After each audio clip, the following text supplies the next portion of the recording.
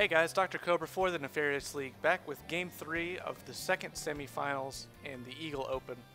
As I mentioned a couple games ago, I live casted the first semifinals, but the second semifinals was being played at the same time, so I do have to cast these on replay. Which probably doesn't make much of a difference for you guys, but for some reason for me it's just way more exciting to cast something live. So I don't know. So Vanidar has been playing as random. The series is tied 1-1. This time Vanidar will spawn as the purple Protoss. So the random function by Blizzard doing a good job of keeping this series interesting. He spawned as Terran once, Zerg once, Protoss once. Yeah. And Tehmasterer spawned down here as the red Terran on Blistering Sands. Last game, Tehmasterer took it, I'll just say, very easily. I think Vanidar's biggest mistakes were he lost that early scouting Overlord. And all the Overlord ever saw was the first barracks with no add-on. And he had some Zerglings down checking out the expansion area for Tehmasterer, but he never poked up the ramp with him. If he would have poked up the ramp, he would have seen a reactor on the first barracks and the second barracks with the reactor. And he wouldn't have seen the third one, but it wouldn't have mattered. At that point, he would have known that there was going to be a lot of Marines coming to his base fairly soon. So without the scouting information, he played a little bit greedy, going for more drones than fighting units, and it ended up hurting him just because he was almost like Tehmasterer had double the Marines of Vanidar Zerglings, and that's definitely not going to work. So Vanidar did a pretty good job of Tehmasterer did a pretty good job to just roll over Vanidar with that huge unit advantage. And interesting right here, this SCV, it didn't actually scout in the main. Oh, maybe it did. Base is under attack. So never mind. Probably just hiding it over here for a secondary scout. I thought that he skirted around the outside and maybe was going to try some sort of proxy in-base racks, which would just be crazy. So Vanidar, I would say he's playing pretty standard, but he doesn't have a gas, even though he has Cybernetics Core on the way. So very interesting choice, getting that late gas. It's not even going to be up in time. He's not going to have gas to do anything with the Cybernetics Core as soon as it comes out. So it could just be a mistake by Vanidar. Over in Tehmasterer's base, he is getting out another barracks. I think he got his gas a little bit earlier this game, maybe. So we probably see Tech Lab going down.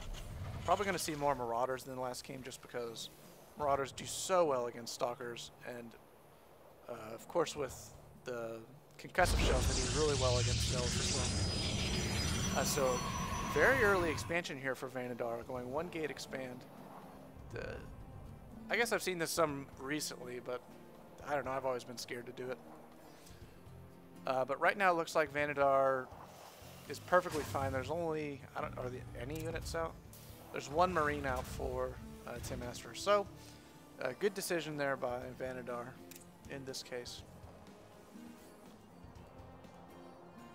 Got a couple Zealots out at the front to defend and to try to help deny scouting, so good job, except he doesn't know that Tehmasterer does have this second SCV, or this first SCV, excuse me, hidden back in the back of the base. So second gas down for Vanidar. Yeah, about to start mining from it, so we'll see if he chooses to tech or if he just wants to kind of mass gateway units and try for a timing push here. Tehmasterer does have a more standard 3 racks build going right now with 2 tech labs and 1 reactor, whereas last game he went 2 reactor, 1 tech lab, which you don't see often, I suppose. Stim pack on the way, which makes his bio army just so much more powerful. Doing a good job of keeping up on his mules. And out of curiosity, Vanidar doing fairly well keeping up with this chrono boost. And here comes Tehmasterer in for the secondary scout. He is going to see that second gateway. He hasn't seen the expansion yet, so he's probably wondering where all the buildings are, as most Protoss players going to have more by now. He's trying to check this back here, and then he wants to check the expansion, but I think these Stalkers are going to be able to... Oh no, Stalker's trying to pick him off, but he'd used the bushes right there to juke out the Stalkers. Zealot's trying to come block the ramp. Is he going to see this expansion? Yes, he did see the expansion, but just barely. So great move right there. Not 100% sure he meant to do it because he had it queued up, but went back here and lost the stalkers, juked him out inside the bushes. Pretty cool stuff. So it looks like both players just kind of massing up tier 1 army right now. Tehmasterer falling a little bit behind on his macros. It doesn't look like he's trying to expand yet. And we do see a robo facility coming down for Vanidar. Possibly to get an early observer out, or possibly just to go for Immortal or Colossus. I would really like to see an observer though, because as you can see, once again, all he's seen is this wall off. Hasn't seen anything inside the base. So pretty tough to play blind like that. Couple sentries out for Vanidar, which is very important. I've recently figured out in TVP against all this Marine Marauder force. Vanidar putting a guy up at the watchtower, so giving him some more vision on the map. Put that forge down just a second ago, maybe to see some +1 ups. And yeah, there is an observer coming out, which I think is a very good idea. Looks like tehmasterer moving out a little bit as the probe goes right by him, so apparently not A-moving them. I think he does have a unit advantage over Vanidar, but if Vanidar uses those force fields well, he can cut the army in half right here and he's going to be just fine. Stopping by the watchtower momentarily, maybe just see if he can get a free probe kill or see if there's anything fancy going on around here. And it looks like +1 ground weapon ups coming for Vanidar.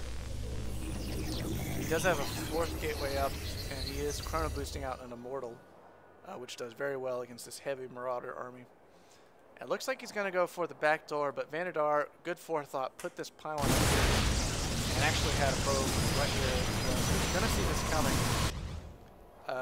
Reaction time a little bit slow though. Hasn't moved his units yet. The rocks do go down. As soon as he's building to get those Vanidar's kind of sure. Moving his units, still a little slow. Vanidar trying to throw up a couple of pylons, maybe just as a distraction. That probe's going to go down, and these stalkers are way out in front. One of them probably going to pick off. So good force fields right there, making all these marauders run around from the backside. And popping that Guardian shield, which also helped quite a bit. The Immortal went down, but looks like Vanidar's going to have enough to hold this off. The rest of these guys going straight for the probes, but good job by Vanidar throwing down some zealots to help intercept right there. Vanidar definitely came out ahead from that fight. And down goes the entire army of tehmasterer, except for this one Marine. Going for the one Marine contain over here. That battle definitely came down to force field placement. Those force fields cut that army in half, made the second half have to run around. So not only were they not shooting, but once they got over here, they... I don't know where I was going with that train of thought. Anyways, one Marine contain, probably not going to last much longer. He does the smart thing, runs for his life as he sees this giant walking Immortal coming to kill him. So now immediately going for the counterattack and going right towards Master's back doors. Master does have a Marine over here. Let's see if he has any better luck spotting this in time. He has been able to macro up a sizable bioforce. Still just off 3 racks. He does have that factory out, but I don't think he's gotten anything with it yet. He does take out that Marine, so tehmasterer does finally notice. But looks like Vanidar's going to be able to get in fairly well before he snipes that tech lab. And tehmasterer is still not attacking, actually. Oh, a little bit of a misclick by Vanidar, so 3 hits got off. Decent force fields right there, not quite as good as earlier. But able to trap a couple units. Maybe running out of energy on these sentries. tehmasterer pulled a lot of SCVs there to help try to fight from both bases, actually. But I still don't think it's going to be enough. Actually surprised right there how well Vanidar's Tier 1 army did, taking out all these SCVs, taking out that entire army. His Guardian Shield definitely helping a lot. Kind of a bad rally on that Marauder, dies, only gets 1 hit off. And yeah, that's going to be the game right there. Tehmasterer had to pull too many SCVs to help back pull all of his SCVs. And I'm just a good play by Vanidar, able to macro up pretty well. Both players need to work on their awareness a little bit because even though they had spotters, they knocked down each other's back doors without noticing. So Vanidar does win Game 3, which wins him the series 2-1. And Vanidar will be in the finals, although I've already actually casted the finals, just haven't uploaded them yet. So make sure you guys come back and watch those. Check out Nefarious League, and I'm out.